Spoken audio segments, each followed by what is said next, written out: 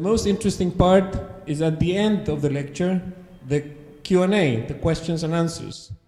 So why don't we start with the questions and answers?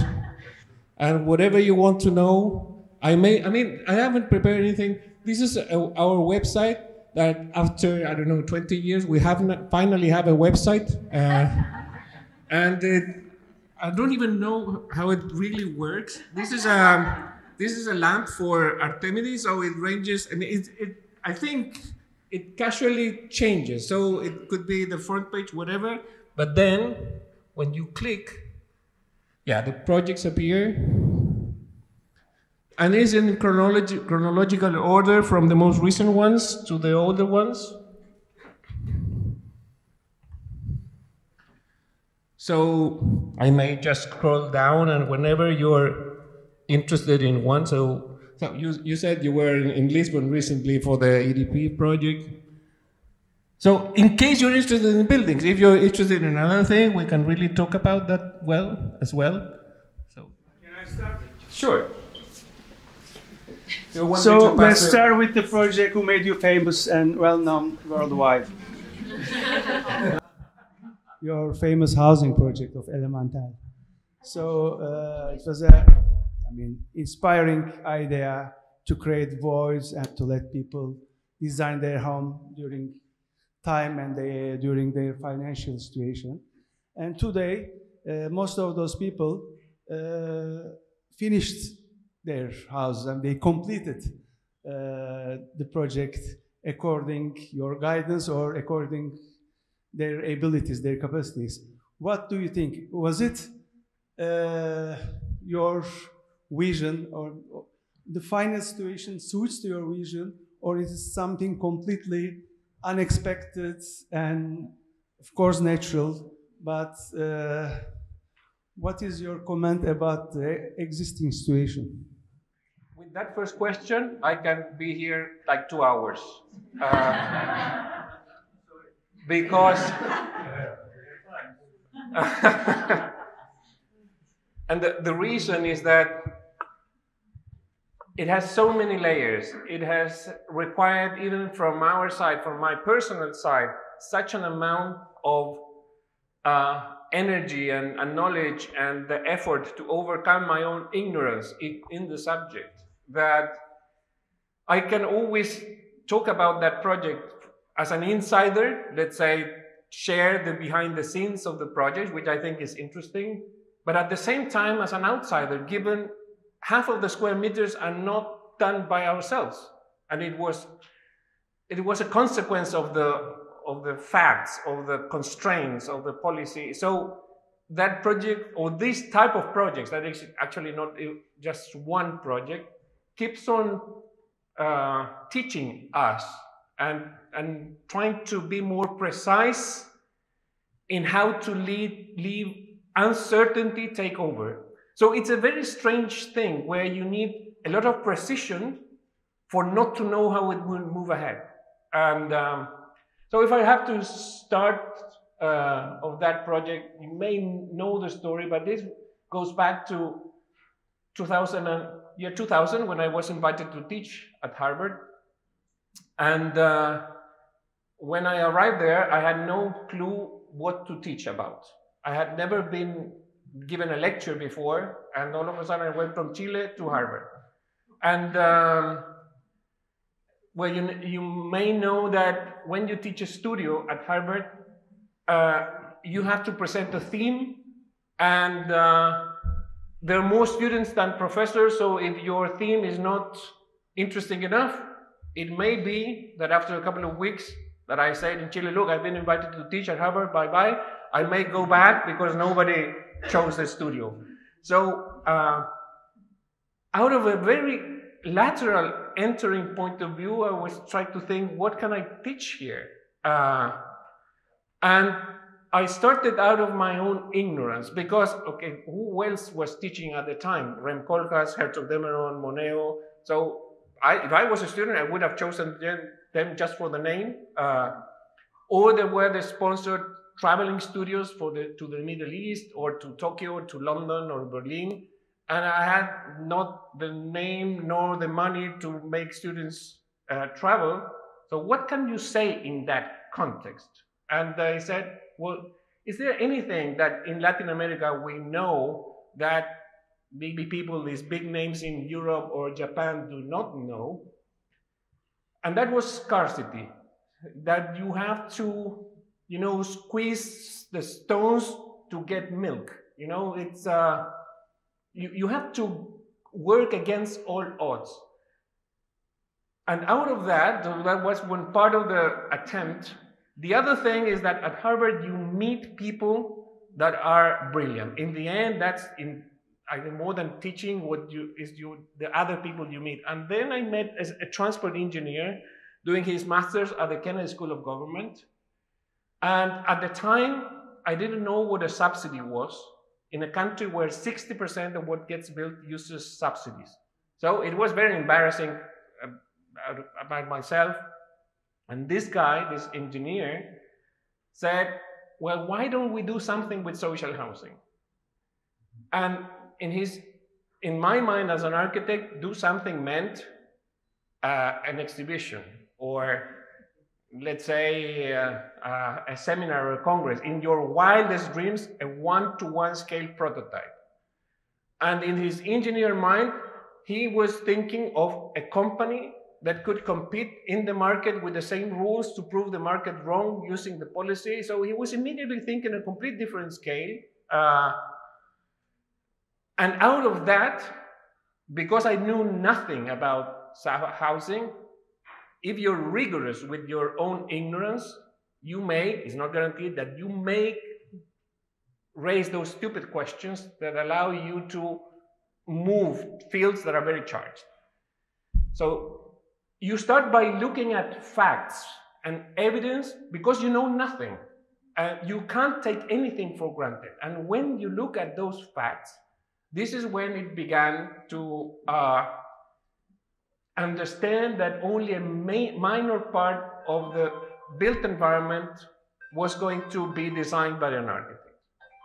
So those constraints were at the time $7,000 of a public subsidy, and this, I don't know what is the situation in Turkey with housing, but normally in the developing world, and particularly in Latin America, housing policies are property oriented, meaning when a family gets a subsidy, they become the owner of the house.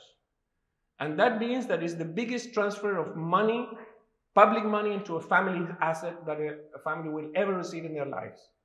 And normally, all of us, when buying a house, expect it to grow its value over time. It's almost the definition of an investment. But housing performed as more like buying cars, so the value went down. This was a disaster for the families, for the state. But looking at it from the outside, this is one of the things that this engineer was saying. I mean, can we design housing as an investment and not as a social expense? Are there any design attributes that can guarantee that the value of the property goes up instead of going down? So we started from that kind of approach, economics, that I had no clue, never had any course in the university about that.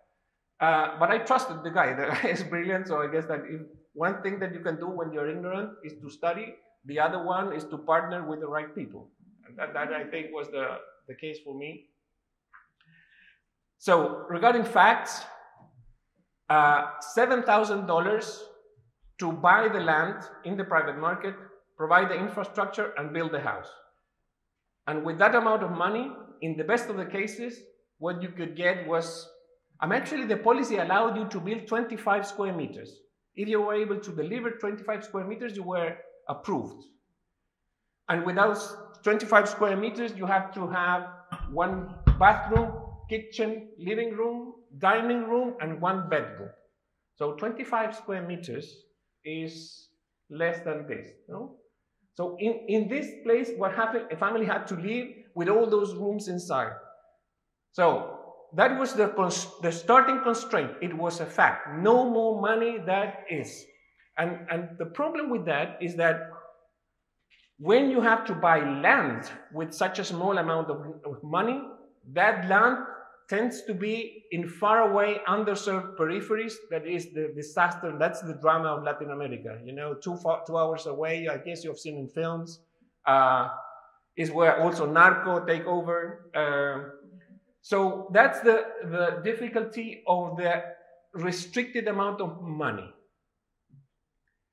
The second thing that we look as a fact is that when you deliver the housing unit, families will make it grow and at least double, if not triple, the amount of square meters that you were able to deliver with public funding. So growth was another fact. So with these two facts, not enough money for pay for a whole house, or for a standard in which one I would live. In the end, that's in the end the way to measure. Would I live there? And the second thing is that houses were going to grow no matter what, even if you don't want to. With these two things combined, what the market was doing with scarce resources was two things: reduce and displace. So not enough money for delivering a middle-class standard house, so reduce the size up to 30, 40 square meters, 25 actually was allowed. So reduce and displace to where land costs nothing in that periphery. So with that constraint, we said, well, what if we look at those 30, 40 square meters, not as a squeezed middle-class house, small house, but as half of the good one that a middle-class family can live in. So evidence showed that the process of growth stopped around 80 square meters. So that was a fact, but we could deliver only 40.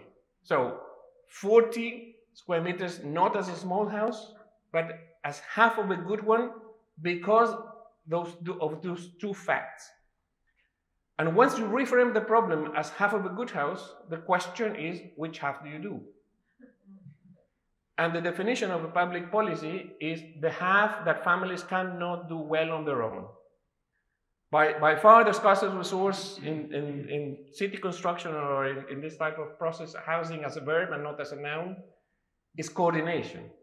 So you take care what families individually cannot do. And we had a list of 5 design conditions that belong to the half that families cannot do well on their own. At the same time, we were trying to identify what are the design conditions that can guarantee value going up. So it's an investment. And that list is exactly the same 5 conditions. Number 1, location. Location is by far what impacts more the value gain. And at the same time, once you get a housing subsidy located in the periphery, you will never, ever be able to change it. So let's make sure that you have to choose how to spend every single euro or peso in the case of Chile. How do you spend it wisely? Well, we were more willing to pay for a more expensive, well-located piece of land than on an extra square meter of house. And because of that, you knew that in order to fight scarcity, we were going to come up with this strategy of incrementality. So over time, you achieve the standard that you cannot deliver on day one with public money. So I'm going to try to make this really long story as short as possible, but I'm going to jump now to the solution of this thing. So when we were able, and we were called to do the first project, that was 100 families occupying illegally half an hectare, 5,000 square meters of land. And we were asked to solve the location of those families in that plot in the city center, which cost was 3 times more than what social housing could normally afford. Using a subsidy of $7,000 to pay for the land, infrastructure, and the house, that is the best of the cases, could allow to build around 30-something square meters. So when we said that we think we have a clue, we were able to locate those families in the city center instead of expelling them to the periphery. When, maybe a couple of years ago, there were some journalists, I don't know where they were from the UK or Netherlands, or I can't recall, sent by some magazines to take pictures of the project, to prove how wrong it went. We got some videos of the dwellers of the houses.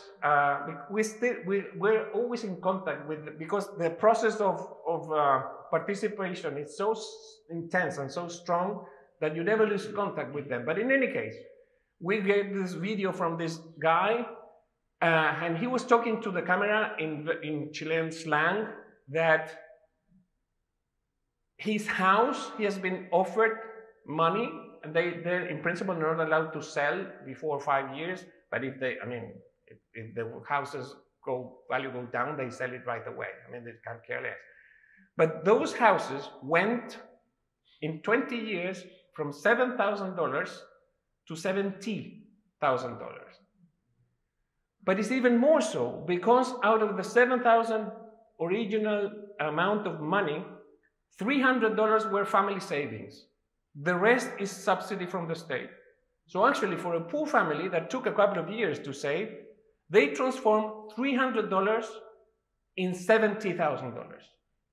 And that is something they can inherit to their children. So the notion of a property that can be passed on the next generation as the only safe and secure thing that they may have. Education is not guaranteed, jobs are not guaranteed, but a property at least is a place that you have something. It's a cultural thing that being attached to property is not a question of being right-wing or neoliberal notion of that kind of approach. It's a very atavic, archaic thing connected to some certainty. So from that point of view, each of the projects that we have done, because this way of thinking how to spend scarce public money, their value has gone up. But about how the families expanded, you talked about if they follow what logic they were. We ourselves designing following what we call the minimum effort law. Because as part of the participatory process, maybe a meeting with families could be something like this. And then you have all the plans here presented, and then some manuals that we give to the families, and you ask them, so do you get how the next square meters are going to be built? And all the families will be nodding, and you know that when you look at them, they're not getting a word of what you're talking about. So in the end, what they would do, they would go to the house and do, oh, see, this is solid. No, this is not solid. So they will, they will touch the thing and see, okay, if I put a beam here, I can put an extra piece of, an extra floor or another room. So we are following that, what is the minimum distance between columns so that the span is the most efficient one, and we're measuring the void so that if you cut a piece of steel that is sold in 6 meters, you cut it in half, there's no waste. Had we done 3.2, for example, but in principle the air is free, no? Well, when you cut it, you have 3.2 and then put 2.8. What do you do with that rest? Or if you need to weld is a sophisticated operation. Cutting is not. So you try to follow what would be the most likely among all the operations, and that is in the end what is on the base on which the projects are built. How do they look like? What is the expression? I may not even find here, but that's pretty much known on the internet. Well, those second half of the houses tend to be so much better than ours. And it's not just a question of modesty. I mean, there's a reason. Public money and the builders are trying to squeeze that budget. I mean, they need to make the most amount of economies possible because it's a fixed budget. They need to deliver what it was in the bidding process. So they try to go for the minimum that is accepted. But for the families, their own part is the best that they can do. They own the property. All the money can go now into the house. The risk of being evicted has been taken away. Now they own the land. So all the money goes into the house. So the second half seems to be materially, from an expression point of view, from a customized solution, people that need more rooms, people that have a business at home, people that want to park their cars inside, people that have animals. So it's impossible to react to that diversity. They know better. So those second halves tend to be uncertain, yes, not what you planned for sure, but normally is such a big force that the capacity of the self-construction is part of the solution, not part of the problem. So the role of design there is to channel a big force instead of replace or repress that building capacity that families themselves have. So that I would say, I mean, we can tell so many stories. We're still learning from that, but yeah, it's a process. It's not a product. Yeah, we're using that at the reconstruction. So we may talk about, well, if you come to the symposium on Thursday, we will talk about how channeling that force is part of the reconstruction process. You gain time. It's an efficient way.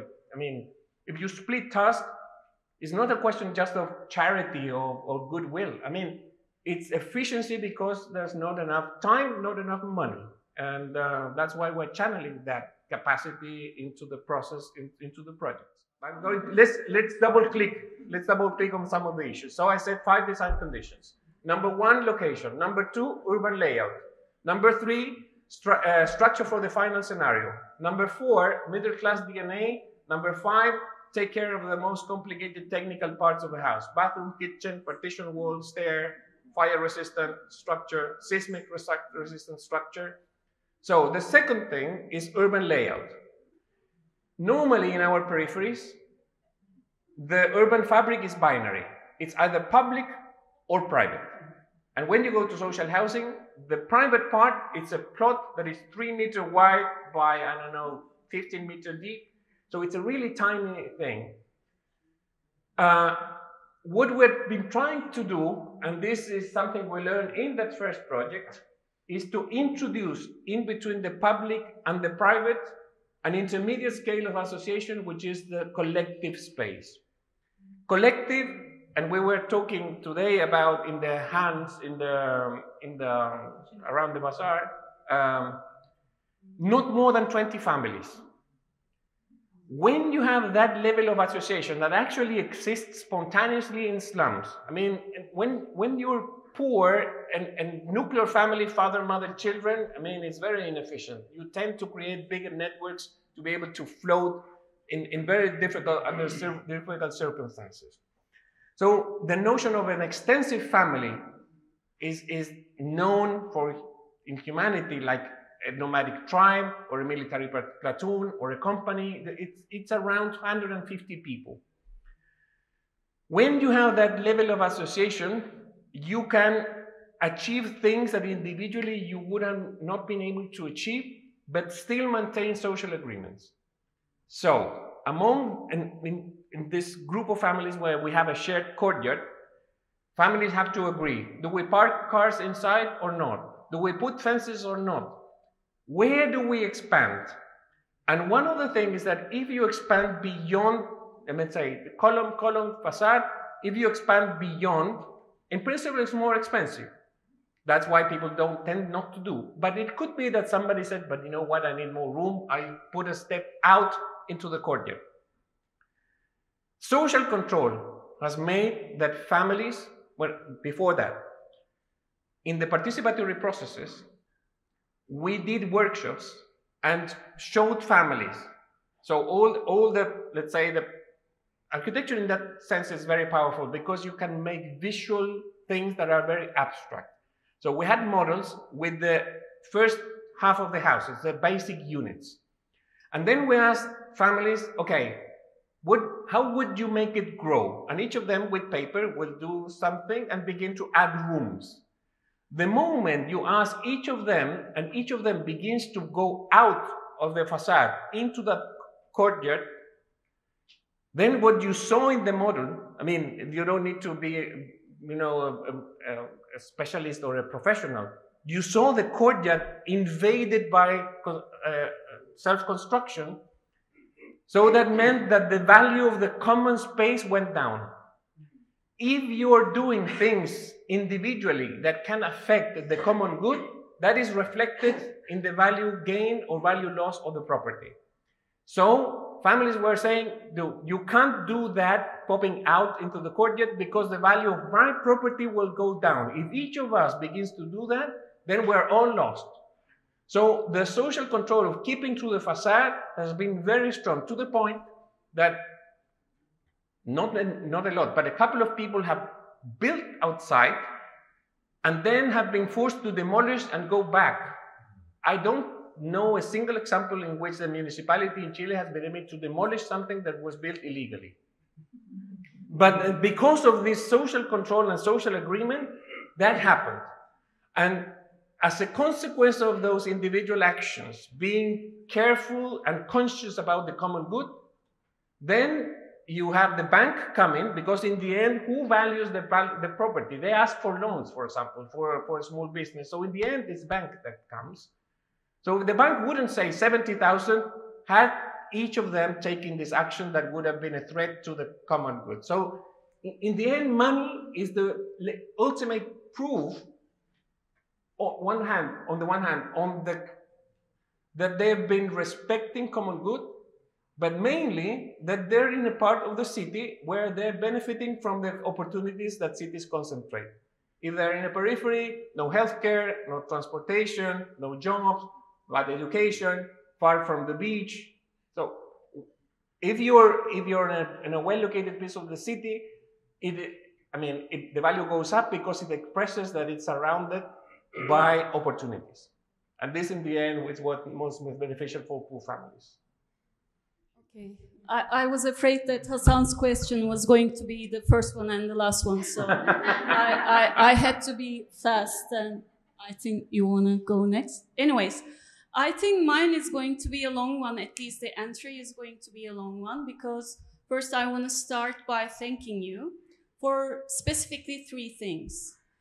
First one is for making these, after Pritzker Prize, making to Elemental, not only you, making the plans and everything open source. So that was a great gesture. I don't know who used it or to what purpose it served, I'm not sure, but even making it like that, I think make a huge statement for many people. And second thing I want to thank you for is the Biennale, 2016 Biennale, and reporting from the front was a great theme, and the way you brought together practices that deal with non-architectural issues in an architectural way, trying to find solutions to them from this perspective was great. But more importantly, I don't think it's praised enough.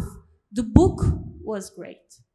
It was great because I don't know how many of you are aware or took the book to your hands, but it starts with 1-page explanation by you, why you invited the specific practices that you did, and then just 1 image.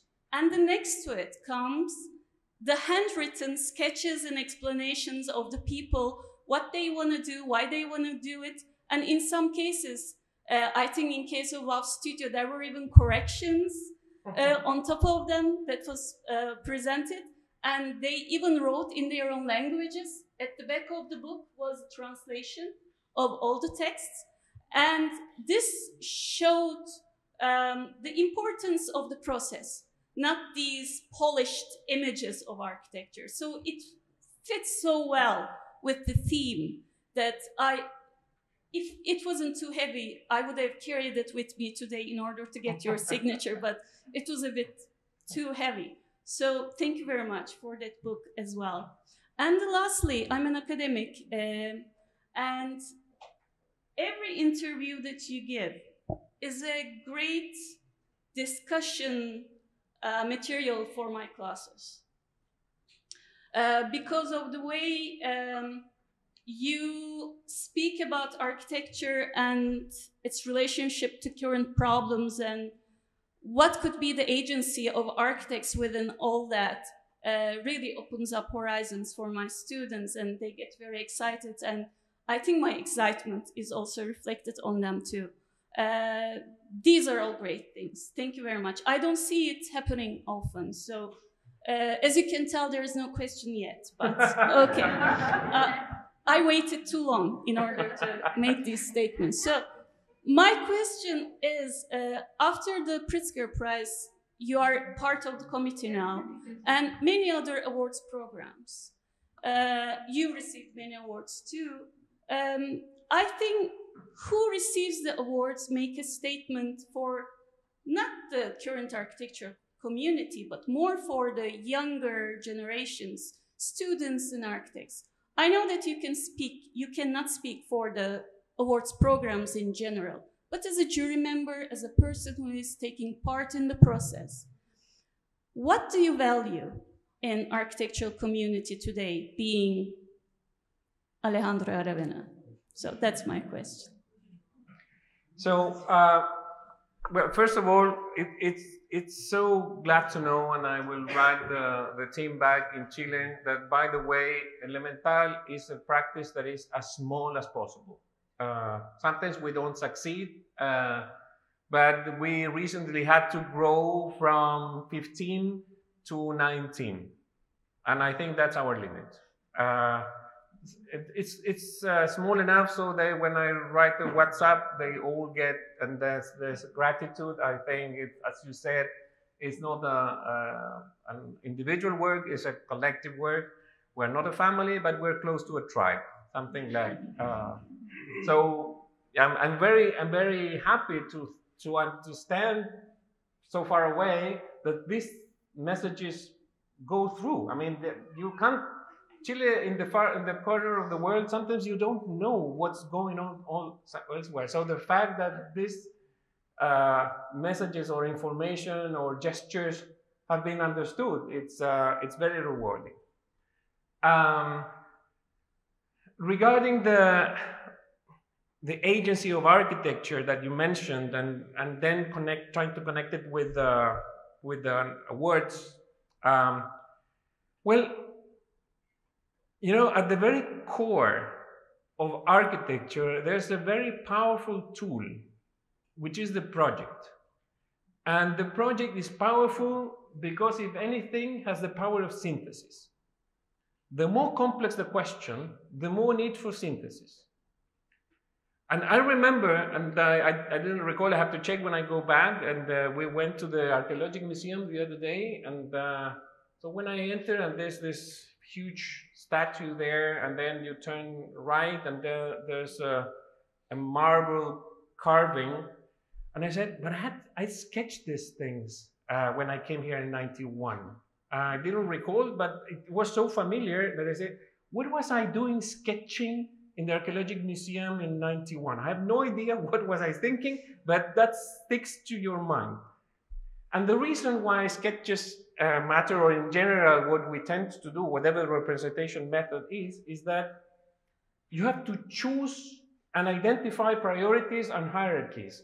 I mean, if I take a picture of this room, and then try to make a sketch, with every single line I look with my eyes, that sketch will be a black piece of, ink on white paper would be completely bad, because there are so many lines here that if I sketch everything, there's no hierarchy.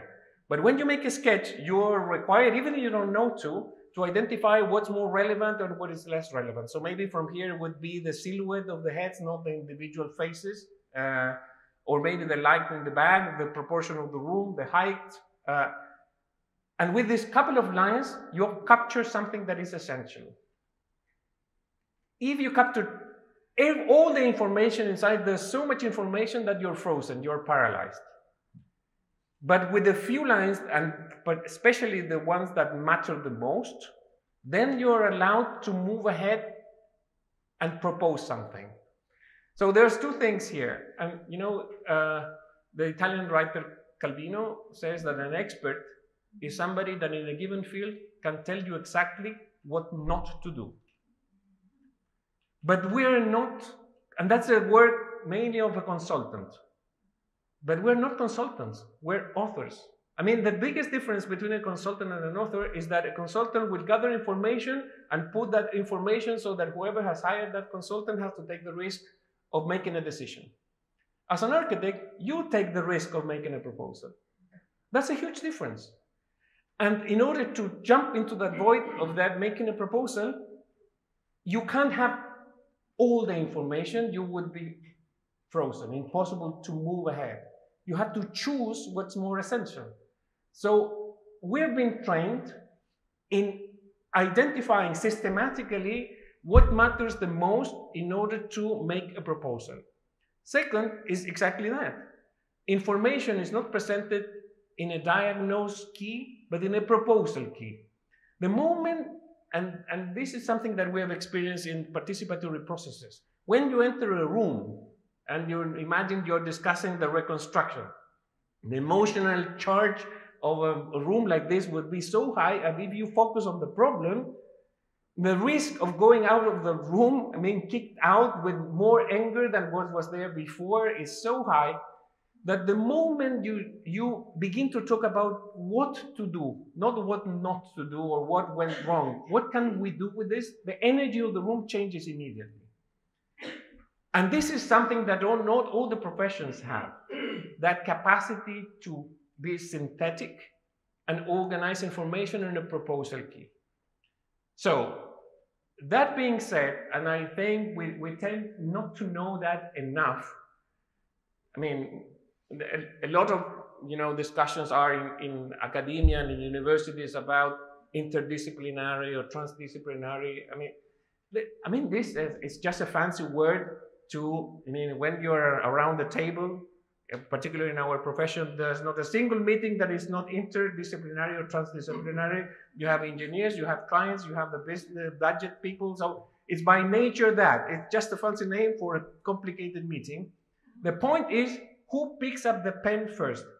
So when there's a what to do thing, we tend naturally, without too much effort, that imagine for a lawyer tends to be really complicated. So I think the moment you participate in these meetings by being the one that can break the ice and start to propose what to do, you may fail, you may make a mistake. Well, you change your mind, you iterate, then you second attempt, a third attempt, but it's kind of natural that we tend to keep on perfecting our proposals until you understand in the room, everybody's face is agreeing, okay, maybe we have something here. So, I think it's very important that we do not abandon, or let's say, prevent society not to have this very powerful tool in discussions. Because if we're not there having this synthetic, powerful proposal key tool, it's not obvious that other professions will be able to do that, particularly, well, of course, in the built environment. Well, that being said, what is important is that we don't enter that conversation with an agenda that is just an interest of other architects. And unfortunately, I was trained, maybe most of us have been like that, to deal with problems that only interest other architects, that only understand other architects, that the way we talk about those projects is only understood by, if we say space, all of us understand space, but if you're in a meeting like this with family space, is what Elon Musk is doing, So why don't you change? We have to change the word, not assume that this will be understood by everybody. It's our job, not people's job, to adjust their language. So if we're able to connect in non-architectural conversations, because by nature, all the questions that matter are not strictly architectural. But we enter in that conversation with what we know to do as architects. You don't enter there as an economist or as an engineer. You may have to speak the language of the economist or the politician or the engineer or the social worker. But in the end, you enter the conversation by doing what you know to do best, which is the project. And this is, I would say, the challenge for us to be able to engage in non-architectural conversations with the specific knowledge we do have, which is to design. So that being said, about awards, when I entered the jury now, when was it, 2020? As I'm actually currently the chairman of the jury of the Pritzker Prize. So I said, if this thing is known as the Nobel Prize in Architecture, I don't recall the names of who won the last medicine prize or the Nobel in physics or chemistry. I may remember why they got the prize. So for the contribution into the cure of the DNA issue or whatever the thing is, even sometimes the subjects are very sophisticated and hard to understand, yet what matters the most is the why. And we tend to choose in architecture before the why, who. If you're able to discuss about why, and normally why is what interests society, then you look for the who after having understood what is the why that matters. Does that happen in all other awards? Well, I don't know, but this is the way that we've been discussing the Pritzker laureates lately.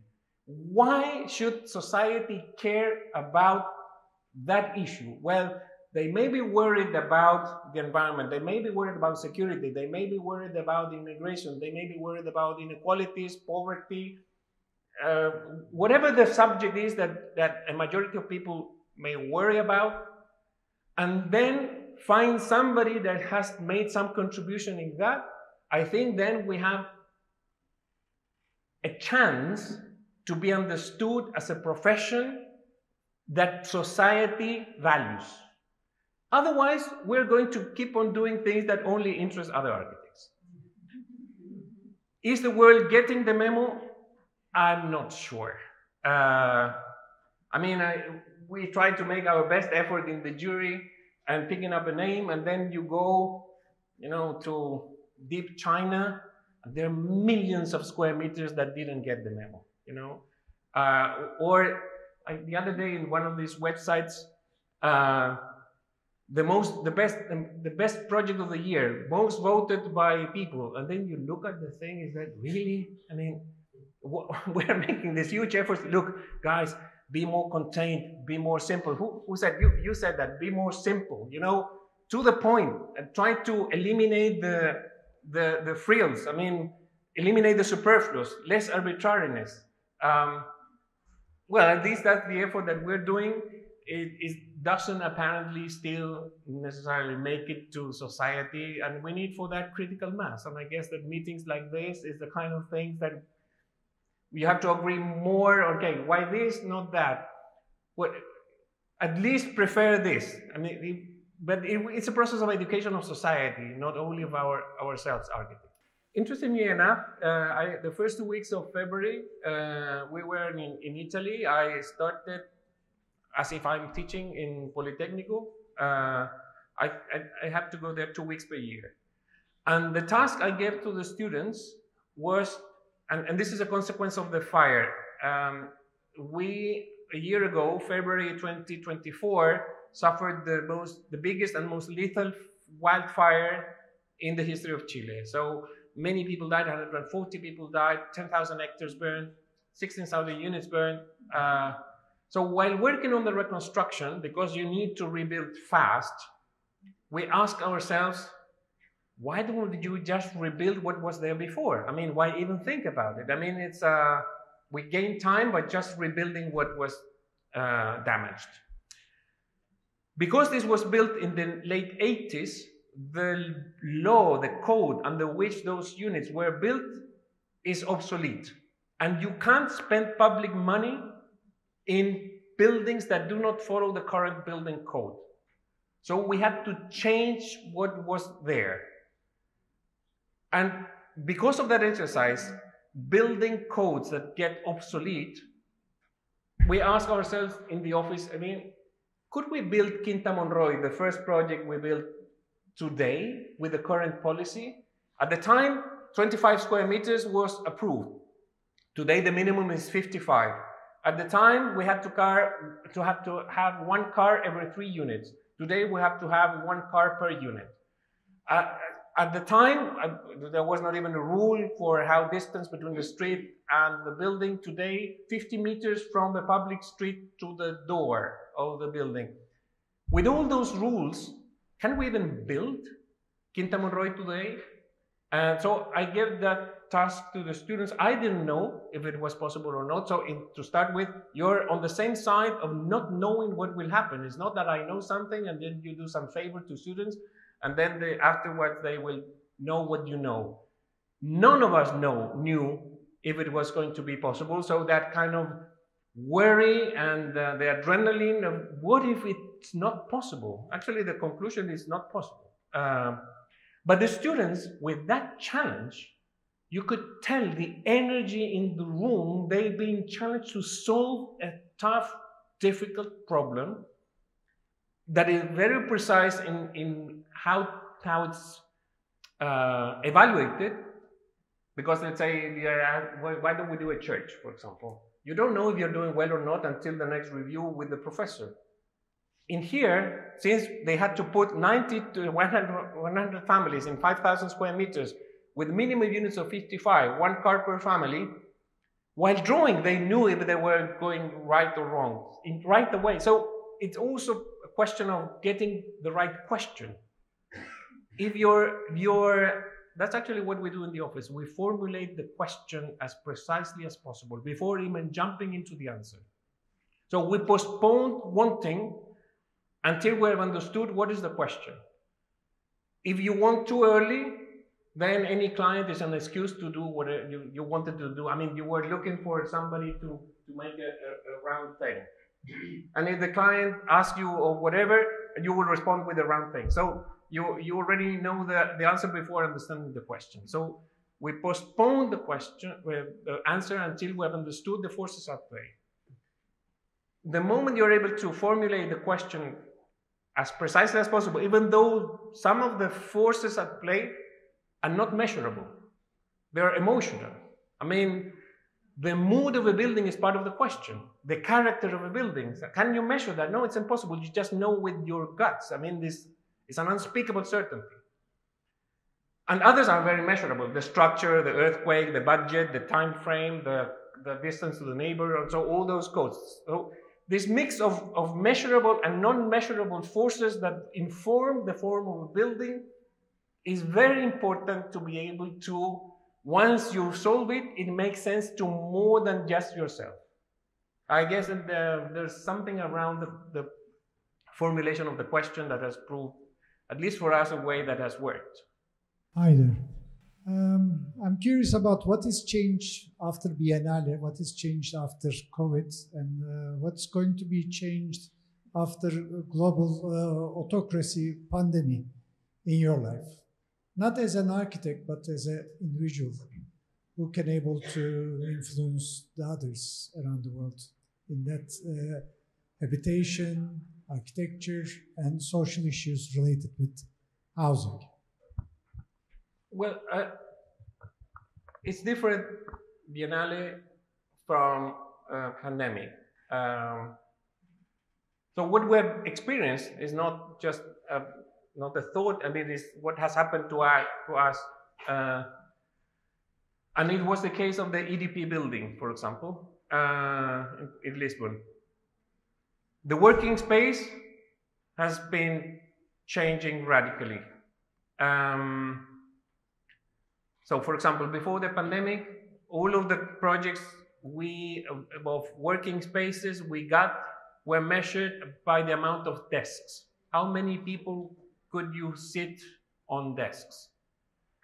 But after the pandemic, because of remote working, if you need to be alone and concentrated with a deadline, well, it's not obvious that you have to come back to the office. Actually, many of these new projects, like the bank in Switzerland we won the competition for, or even EDP, the first question we ask the clients, why do you even need a building? Why even come back to the office? You may not need it. Why am I here? Well, that's maybe the kind of things that it's an unspeakable certainty. If you don't know, you may not be able to speak it with words, but if you don't know, I think you're in trouble. But there's more mundane things like why come back to the office, it has consequences on the way we approach a design. Because, I mean, in short, after the pandemic, instead of measuring building capacity by the amount of desks, you measure the building capacity by the amount of social spaces. So the cafe, waiting for the elevator, waiting for the bathroom, the meeting rooms. So the informal and formal collective areas is what matter. People still need to meet. Actually, with the fact that in order to have this conversation, we travel, you know, for 24 hours, is because still human communication needs a physical presence. And that's a shift that it's very important in, at least in our practice, because you're looking at the projects of opportunities of people, for people to meet. This building over here, for example, the bank in Switzerland, I don't know which images we do have. Let me check. Up there, open air terraces so that people can meet in all the height of the building. Let me see what else we do have here.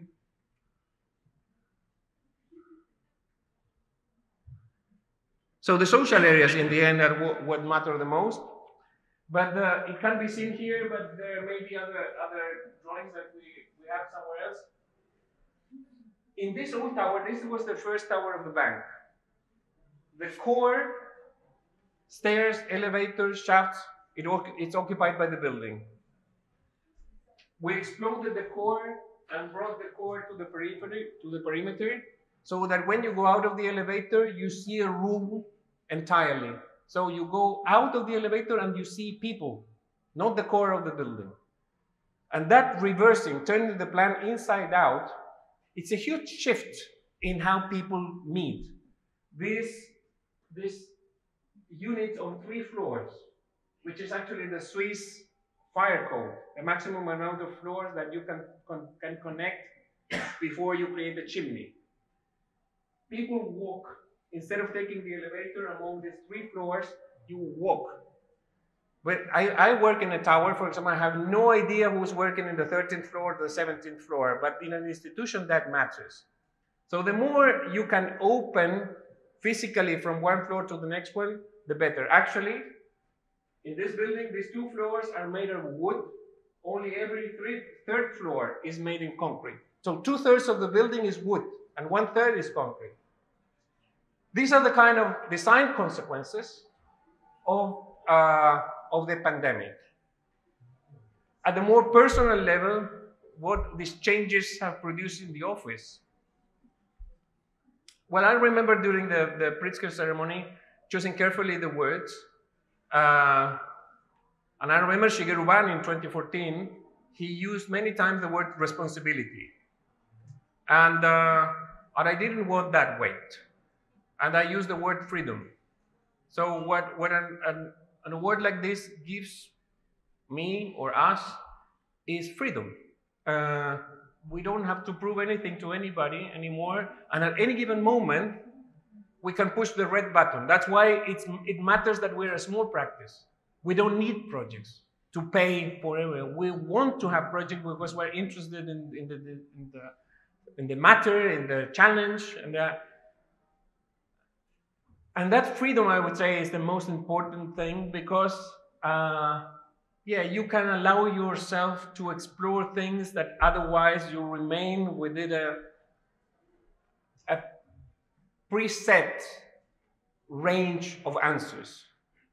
And when the questions are new, it's unlikely that you will be able to answer them with old tools. And so freedom, I would say, is the biggest shift after this event. And we're using it not only consciously, but actually very aggressively, jumping into fields that we have no clue what are they about. I guess that when doing projects and empowering people, for example, that we're allowing, I mean, it's not that we're allowing, they will build thousands of square meters even if we don't want to, that gives power to the people. And we trust people. And the part that people will do will not make the project worse because we will lose control.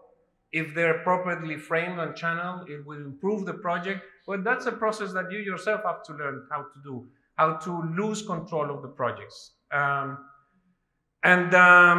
Does it reflect at a more general scale?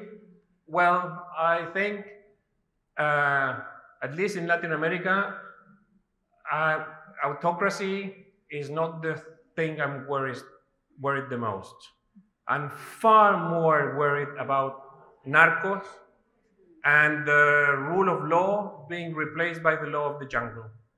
And this pulsion where you, in order to get personal benefit at the expense of everybody else, is not exclusive to the outlaws, let's say, to the narcos.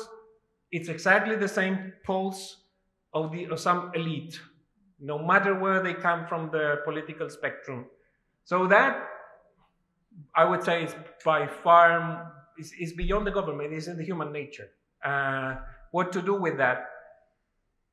Well, I think we have to create alternative epics and alternative narratives where, and this is going to be the title of our project in the next Venice Biennale. It's going to be From Belongings to Belonging, from a noun to a verb. So we're valuing people today in today's society by the amount of belongings. Actually, in English, there's this expression, the haves and the have-nots. So if you have, then you're somebody. If you don't, you're nobody. How different would it be if instead of praising and valuing belongings, we would value belonging as a verb? And the sense of community that we create in the social housing project, or the sense of community we want to create to a bank in Switzerland, is a question of belonging. And for that, we need alternative narratives and epics. And architects do a very tiny part of this. Film industry, I think, is very powerful if you can create alternative role models. Sports, music, these are things that tend to create role models that are not the ones that we're following today. And our presentation in Venice will be about that. It was actually an article I was asked to write for the New York Times. It was called The Turning Point in 2023. And in the end, it was censored. It will never be published because I was blaming Kim Kardashian for many of our problems. And they were not wanting me to write Kim Kardashian. And I write to say, what about the Kim Kardashians of the world? No, maybe a famous singer. No, not there. So thank you. Okay, thank you. Not article published. But in the Venice Biennale, I hope, we don't know yet, it's the first Biennale under Meloni. And in principle, we shouldn't be censored. So we're presenting Sadio Mane is better than Cristiano Ronaldo from that point of view. And we need more Sadio Manes. We need more people that are cool, not just moral thing. I mean, it's cooler to have this sense of belonging instead of belongings. Maybe that's the only way to fight the narco, to fight the abusive elites, and eventually autocracies.